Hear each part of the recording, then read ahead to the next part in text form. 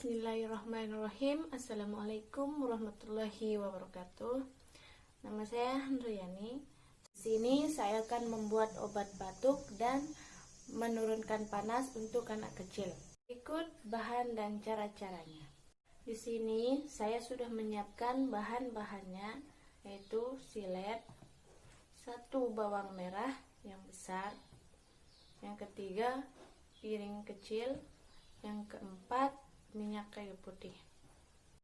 Yang pertama, kupas bawang merah, ambil yang paling dalam.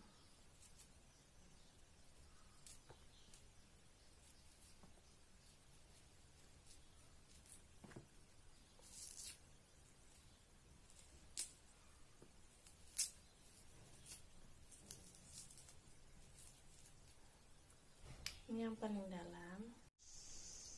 Jika bawangnya sudah terbentuk kecil-kecil seperti ini, kita tambahkan minyak kayu putih sedikit saja,